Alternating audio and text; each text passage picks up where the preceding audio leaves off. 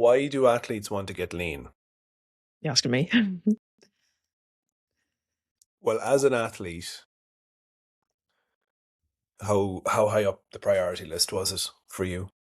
There was definitely stages where it felt like it was really important. I think athletes want to get lean because they see it as a high priority to improve their performance.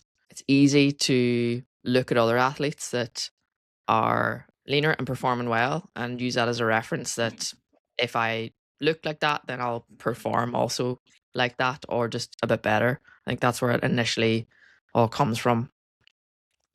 What do you think about the soccer players who score goals and take their tops off and spin them around when they're What? absolutely shredded wheat? Well, there's a yellow card for a reason. Well, it's not to do with that, though, is it? Is it Well, it's just something to do? irresponsible behavior. I actually never really understood the.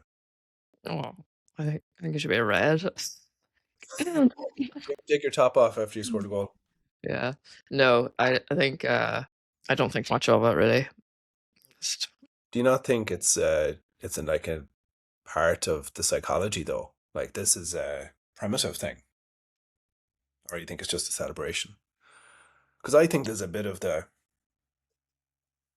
bravado and yeah, potentially. Chloe Kelly did it in the final. That was the first female to do it. She did the European finals.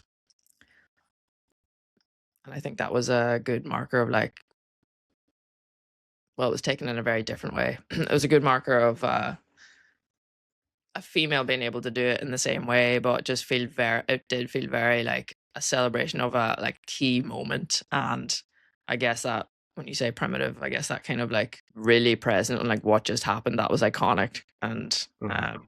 really like just owning it and like a sense of confidence. But I don't think it's always like, look at me, it's just like a, I can't help but think about the amount of time I've spent in dressing rooms, and in the dressing room you're changing. Like that's they're the changing rooms or the dressing rooms, and how much of the time is spent partially or wholly without clothes on, certainly in male dressing rooms. And there's I just even as we are thinking talking about it, there's always been a great sense of it's, actually that's very personal that I'm bringing this in, the comfort and security rather than vulnerability in the dressing room. It's a place where people tend to really be themselves. I don't know if that's, I mean, obviously that's just a personal, I'm looking at it, I'm thinking about it, what it was for me.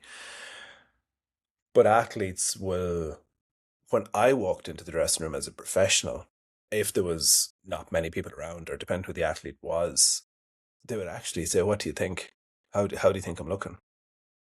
Now, mm, regardless of how they were looking, I would all say, "You look great." But you know why athletes think they need to be lean. There's of course there's a performance angle, but then their understanding of how lean they need to be for performance is often very skewed. And one of the things that we talked about this morning in our discussion, it's so enlightening when you think about asking the questions around, well, what helps performance and what actually is relevant for you to improve your performance, and is body composition actually going to make a difference? Is getting leaner by one, two, three, whatever you think kilos or percentage is going to make an actual difference to performance? you can't separate them as well. And I think that's is common that I want to look good, but I also want to perform well and not see that there's maybe a different set of behaviors that might not actually allow the both to happen. Because you could be changing how you look and actually not feel any different about how you're looking because you're not doing it in a way that's allowing you to build up the confidence and like own the shape that you're walking in. I feel like that is just something that can often be ignored because I'll get to a certain outcome and then I'll be happy, or I'll get to a certain outcome and I won't have to worry about X, Y, and Z. or I'll be able to do these things, when in actual fact you could there's a lot that can be done to build up that kind of confidence in what you're doing, but also confidence in like how you feel and look along the way, that can just get, yeah, it's not really paid much attention to, because the outcome is the thing that's where the confidence comes from. Even the confidence on the pitch and in your sport, when I look better, I'll be able to like feel better on the pitch. It's not that that's not true. It's just there's a lot of things that goes um into the process that would allow that to happen. We talked a lot about our own experiences as well from an environmental perspective and how the scales are used to monitor weight or body composition assessment. There's been a bit of a shift, hasn't there? Well, there certainly seems to be a move away from certainly even what I'm seeing online. I'm not directly involved in team sport right now, but there seems to be a move away from uh, almost like the enforcement or the heavy accountability associated with body composition in sport. I think so. Yes, from a process and practitioner and um, the backroom staff, I think feels more like a subject that has to be treated carefully. I think there's awareness of that, but I do think it takes a certain set of skills to be able to facilitate a conversation with people who are also still managing the same problems. I think the challenges and the narratives and the feelings of people haven't changed, Hmm. but now there's maybe just less of a focus and attention on body composition. But that doesn't mean like how someone is feeling is gone. So there needs to also be not just we're not going to monitor this, but there how do you then facilitate a conversation with somebody who has these thoughts and wants to actually be able to understand things a little bit better, rather than just let's just ignore it and not use it at all. The research is really interesting around uh, this particular aspect. And do you want to share some of the kind of insights that you discussed this morning around what the research has to say in relation to athletes' body composition? And like you said, when we were talking this morning, it's like there's lots of things that we're already familiar with in terms of the actual strategies, but where the gaps are within the research, and where we also feel there's an opportunity to evolve and to develop a support for athletes who want to get into better body composition. Mhm. Yeah, I mean, it's a topic that's coming up with clients. We see, I think I put something up yesterday, like we collect in our pre-consult form, we one of the questions that we ask is like, what's your primary goal? And there has been we leave the option open to like choose as many as you like, but we don't say that you're allowed to. Um, and when we say the word primary goal, the average goal selection that someone selects is five different things. So like I was looking through it just yesterday and just tried to get a summary of it, and there was no one that was able to just say one or even two things. So there was like three and four, but then the average was just like someone choosing five different things, and some of them were just contradicting each other of like what I want. Of course, we want all of those things, but body composition was almost always in each of them. So I think that's presented like we had a discussion last week on being able to narrow down the goal, and like if body composition was one that's consistently coming up, like what's our approach and our stance on it, and how do we present it in a way that allows someone to actually make a decision if it now is the right time that body composition we can actually go and create an approach that is suitable. That was the very first thing, is like how do you actually make that decision. So last week we talked about the research on best practices and recommendations for body composition considerations in sport that actually allows someone to put health and performance and minimize the risks of impacting any of those. And it was like we started off with just the how do we actually make these decisions, um, and how do you present it to an athlete who is coming with that goal? Because the biggest thing is like not to dismiss the goal. Um, so we asked the question then, is what is it that athletes actually really want, and how can you start to open up that conversation with an athlete? So they're coming, yes, they said body composition, that might be where they start.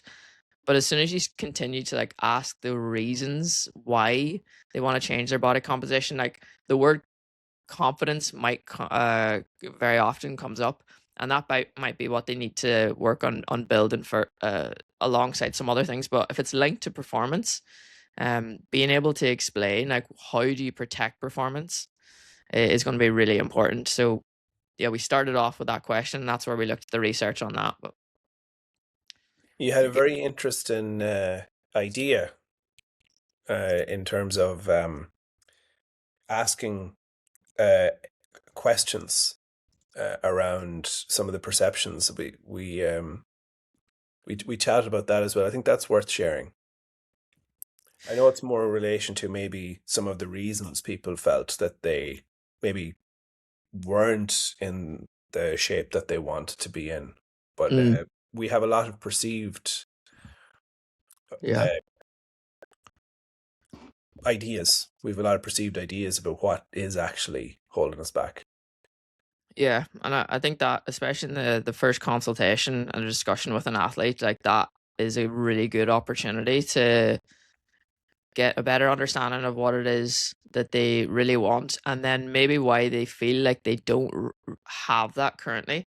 And it's like sometimes very just it's some of the things are obvious and they're quite honest, and why that might be like lack of inconsistency, not being clear in their goal, but some of the things can be maybe stories that they carry from whether it's the types of foods that they're eating or it's genetics or it's something that feels really uncontrollable that's holding them back.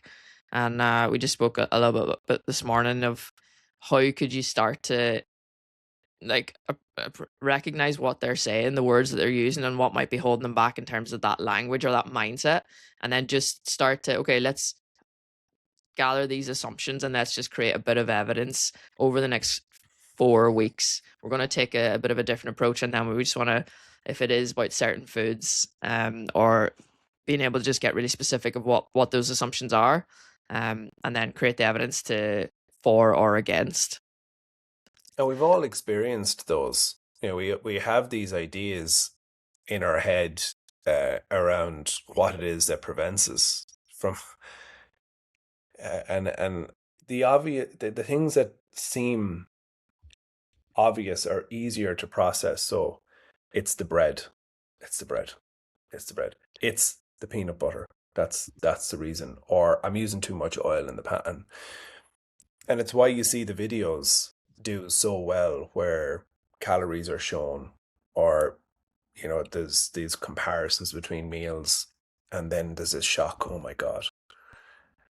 And I think you are doing a brilliant job, even within our conversations, of challenging me about it not being this big thing to ask deeper questions around why. And it's you talk about, we in other areas of our lives, we want simplicity. We want to understand things really simply so that we can get better at them. And it's the same. There are things that will help with your consistency and understanding these bigger questions around how we manage stress, improving sleep, better organization of our lives, and better planning. But as you've pointed out, increasing your fiber intake and eating more protein and spreading that out throughout the day can make a huge difference in getting some progress and some consistency early on, if that's what you're trying to do. Hmm. Yeah, I think working with someone, buy-in is so important, and like the relationship side. Um, I like just going through all of our like data that we've collected even since Vera started in the new pre-consult and being able to look at the types of clients that we had and the difference that they've made over a longer period of time. Like sometimes we didn't get into specific details around targets or carbohydrates or the real things that we've been able to like put a bit more attention on, even things like protein targets, until 3 months in, because they identified other areas that they felt were more important.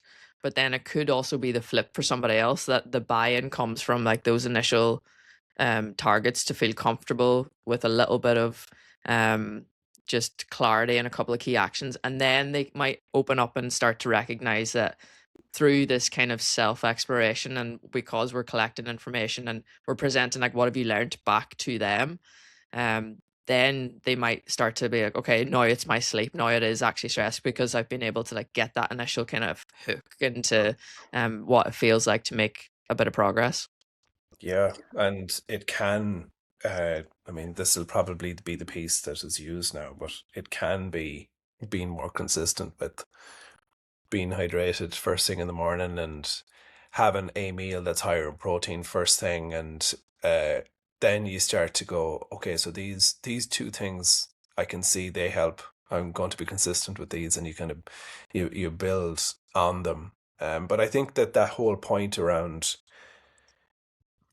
our program covering so much and having these modules where you're looking at a holistic approach to performance, and yet the things that can make a very significant difference early on are these simple strategies and techniques.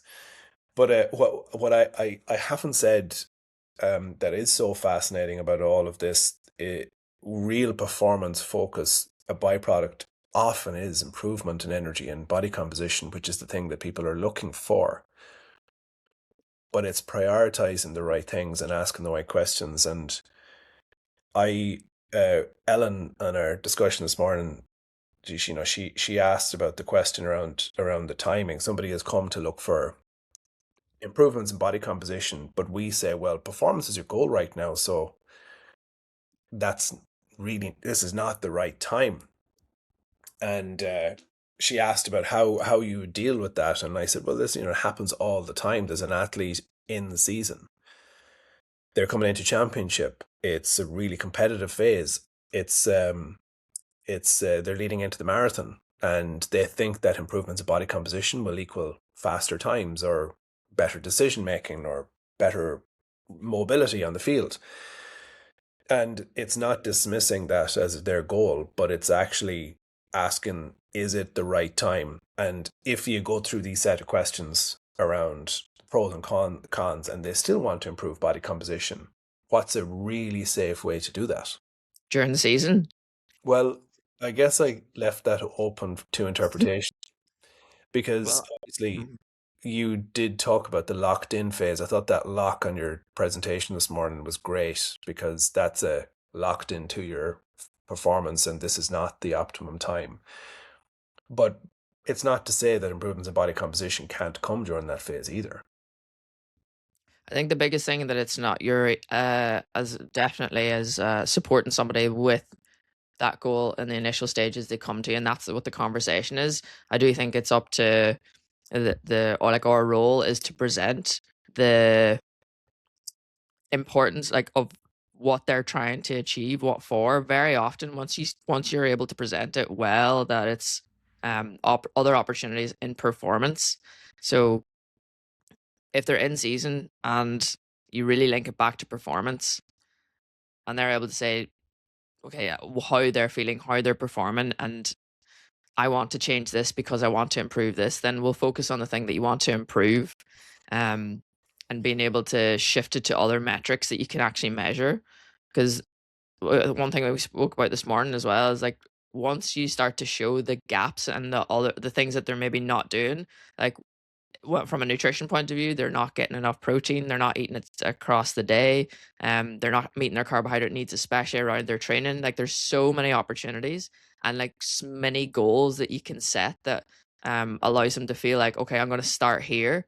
And so again, it's not dismissing body composition, but then you can also show that the reason that we're not putting all of our attention into these targets is because here's where we're at in the season, and the priority, as maybe you've mentioned, is you want to perform well in games. And you've mentioned you're kind of dropping off in training sessions, like what they're using what's really important to them. And then just showing that there is an opportunity at another phase that if we get this right, it actually puts you in such a good position in the off season that we'll be able to, um, adjust things and have a different conversation then. But I think it's not just a matter of saying, "No, definitely not, we're not gonna work on that." It's a much Hmm. more friendlier approach to the conversation. And Um, to be very explicit, we have great expertise in supporting athletes in improving the body composition, and even to be able to draw on data and experience from the last 12, 13 years, both male and female athletes, and structuring it properly. And even in terms of how you create a level of consistency, because we always talk to athletes about achieving a body composition goal is very doable within a certain time frame if you are consistent with these particular aspects of your training and your nutrition. But then how you sustain it is what really matters, and how you sustain the development of muscle mass and how you sustain lower levels of body fat. That comes from, and without getting into any great depth, that does come from that awareness about yourself and your behaviors, and knowing what it means to be able to manage portion sizes, and the reason why in some cases you may overeat, undereat. Mhm. Yeah, I think the important thing with I suppose the target and the focus on it is the risks that come when it's like done unsupported or done with just I'm going to cut this all out and that's what I'm going to focus on. Mhm. Um, is getting picking up injuries, bone health issues, hormonal disruptions for well both males and females, but the risk for a female is losing their menstrual cycle and the the what that can cause further down the line, and a consistent energy restriction for a long period of time has significant health consequences. So it's more avoiding the risks rather than trying to look for like the best possible approach for body composition changes during a season, because if someone doesn't have the support, then that is the risk that can come from doing it wrong. Whereas if you get kind of professional support, there's so much that you can start to see that there's so many other areas of improvements that would make the goal so much more enjoyable as well. And you get to not just learn, but increase skills in so many areas that when it gets, or if it ever actually gets to a point where you might need to manipulate a body composition, you're in such a positive place to be able to do it without the kind of the psychological trade-offs or the performance consequences or health risks. And I think uh, I might finish on this point. Something that's really common is that athletes will have a perception in their head of what that number looks like, Mm, and what they looked like, and what weight they were, where they performed at their best. It's incredibly common that athletes will say, I need to drop X kilos because when I was this weight and this leanness, I performed like this. And it's a real, there's a perception, it's a real, like, people's recall around these things and all of those other variables are completely lost, but they have this number and this perception. And I think that is the biggest thing that I've seen that we can help with in terms of alignment. And what's the context in your life right now? What is the context around your performance? Who are you, and what are your behaviors now versus then? And I think that's often missed, where people go straight into what are the macro targets? What are the targets? Let's get stuck in. mm, I think that broader context is where there's such a value to that conversation. mm. I think other metrics can be really helpful to introduce, like strength, and can you reference the last time you were this strong or like at this speed? Um, I find that to be really beneficial to be able to focus on training quality. And even if that was like body composition might have been a part of the equation, but the shift to like actual performance metrics of like, okay, if I wanted to increase this or if I wanted to improve speed, like what would my weaker have to look like? What would I have to kind of hit and how would I have to recover? And watching those targets go up are so much more satisfying and enjoyable. And the things that you have to do to get that are so different to like what you would have to do to change the scale. You could go to the toilet and change the scale. Yeah. Yeah, no, 100%. And my reference, and it's different now. It's, do I still, I'll use Sonia Sullivan's reference, normal athlete. I'm a normal athlete now, not competing at any. I mean, I've only played senior club level, but I mean in my own what the standard was as a competitor. But I said strength and pain were the big things for me, because if I'm strong and I'm pain free and I'm having that as a variable and a goal, what does it mean? Well, it means that I'm really working on my mobility. I'm managing a lot of lifestyle variables. I've been consistent with nutrition and consistent with training. And the outcome of that is I'm stronger, I'm more mobile, I'm pain free, but also I'm able to manage a greater level of training load. And a byproduct of that is I'm in better physical shape.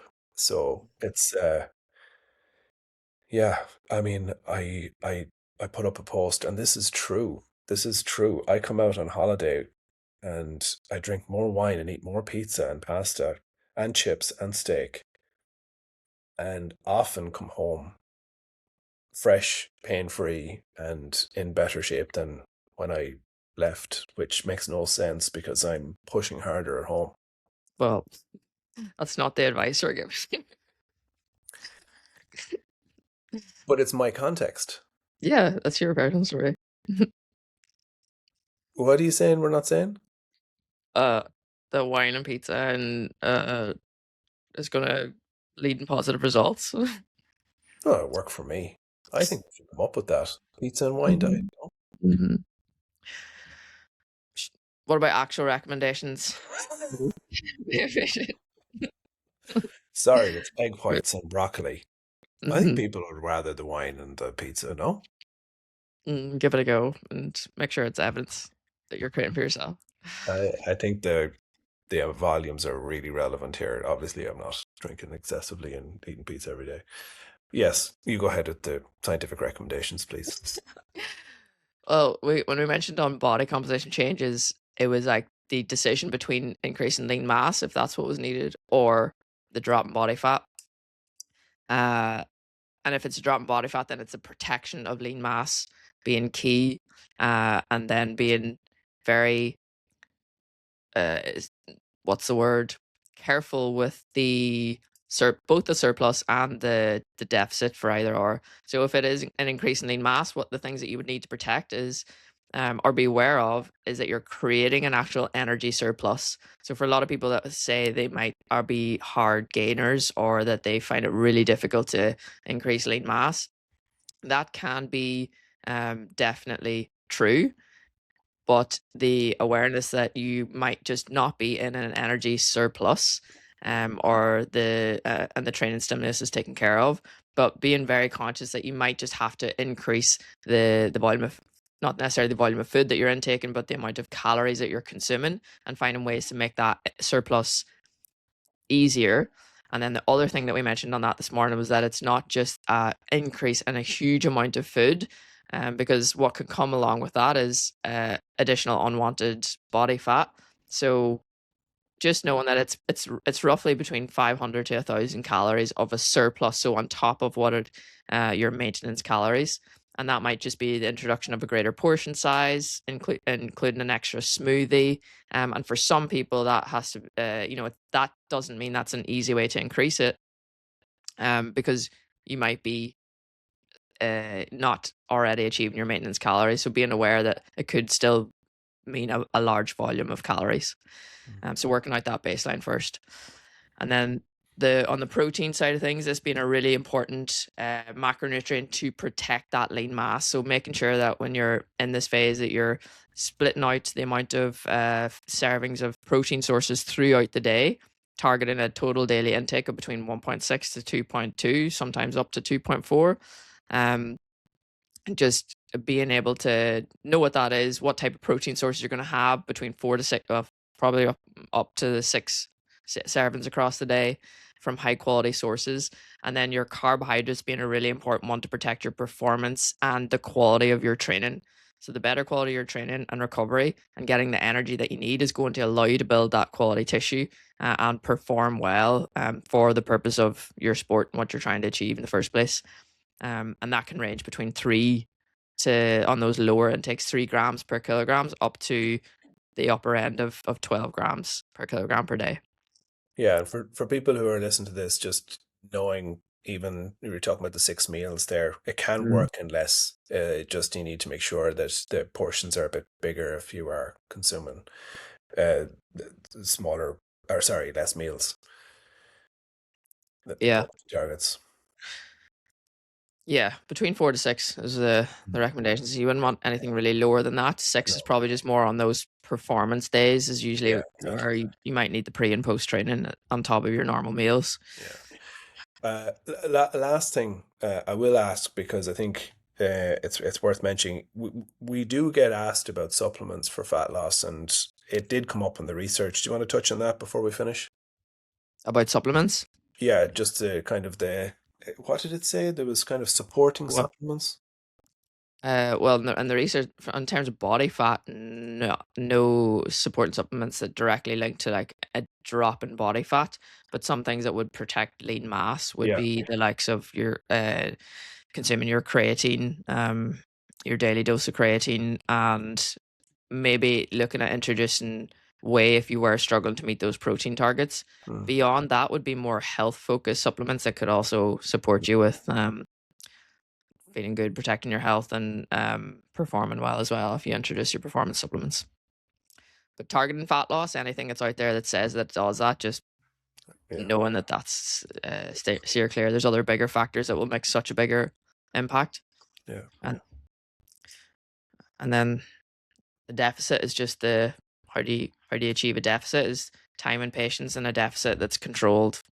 That's similar to the surplus that you're creating the opposite of that. So between 250 to up to 1,000 calories um, of a deficit, protecting the protein, exact same thing. And then the carbohydrates doesn't change that much, just being more conscious of sometimes the placement of them around your training and knowing how to. This is what we do with our play pause perform recipes, just knowing how to make those adjustments to your day so that you're just feeling the work that's required. And when you're resting, you can focus on your higher fiber protein foods that make it easier to create that slight deficit.